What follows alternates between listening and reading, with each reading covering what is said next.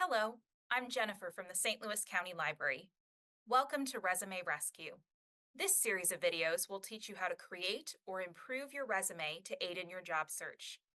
This video will focus on how to get your resume noticed. To see the full playlist of all of the Resume Rescue videos, click on the link in the description. Sometimes your resume can end up in a black hole. What I mean by this is a lot of times we'll send out resumes or fill out job applications and then never hear anything. Why does that happen? It happens because of something called an applicant tracking system or an ATS. The applicant tracking system is the computer that's reading your resume. Anytime you submit a resume electronically, it is read by an applicant tracking system, which is searching it for keywords that match the job description.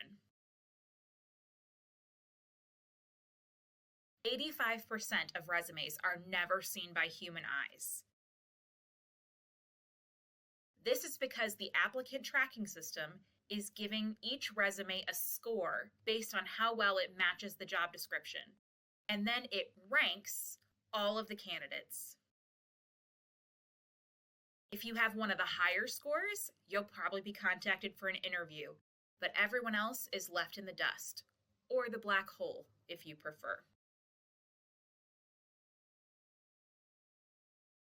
Keep in mind that when a computer is reading your resume, they don't really understand what that job entails.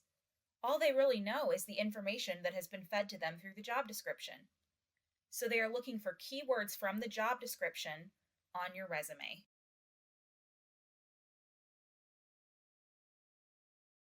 Echo the phrasing of the words from the job post. Use their words, not yours. Let's talk about a few examples. Customers, patrons, guests. All three of these words could mean the exact same thing, but the computer is looking for whatever word is in the job description. So if you have the word customers on your resume, but they have the word patrons in their job description, that's not going to be a match. So make sure you change your resume to match the keywords in the job description.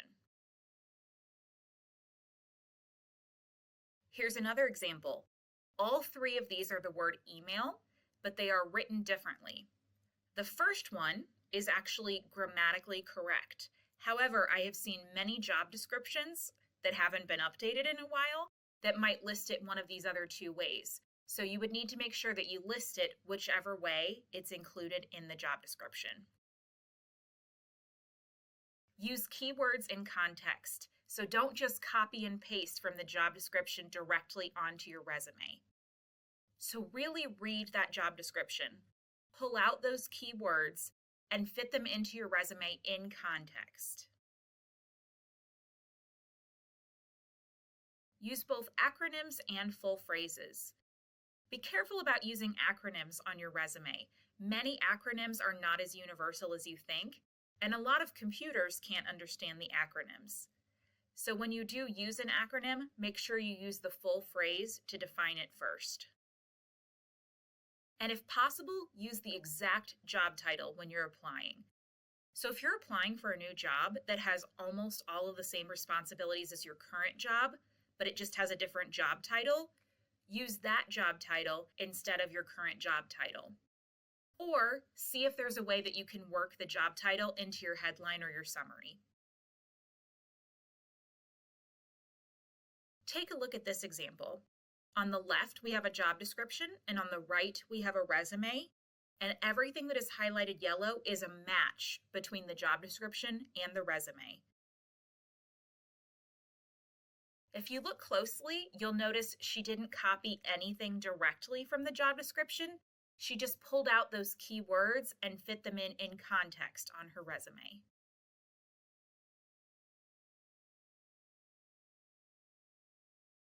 Another key component of pleasing the ATS system is to customize your resume for every job that you apply for. Now, this is not as daunting of a task as it sounds like. Many of your customizations are going to be little tiny tweaks. So I would recommend that you start with a generic resume that has all of your information, and then for each job, save it with a different name and make those customization changes. Change your summary to fit the company.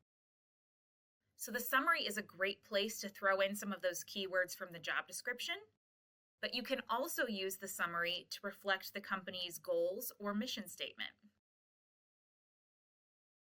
Rearrange, add, and eliminate bullet points.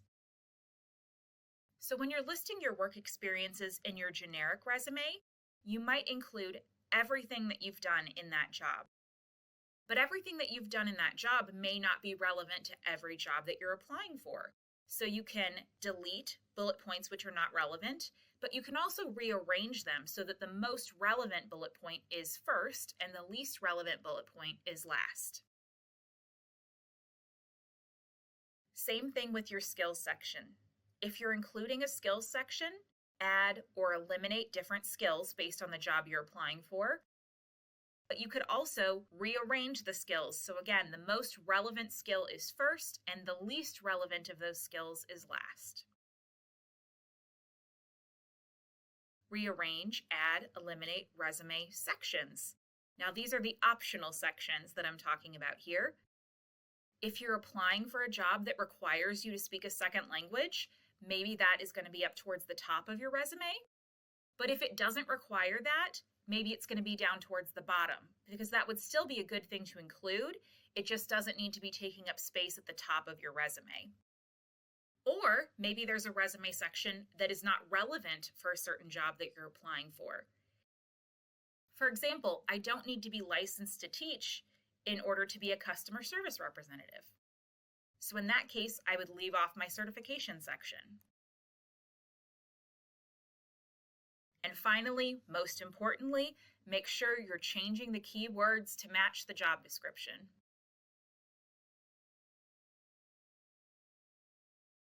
In the next video, we will talk about the correct way to format your resume. Thank you for watching. There is a link to the full Resume Rescue playlist in the description, as well as a link to upcoming technology programs at the St. Louis County Library. Thank you for supporting the library. If you enjoyed this video, please give it a like and subscribe to the channel.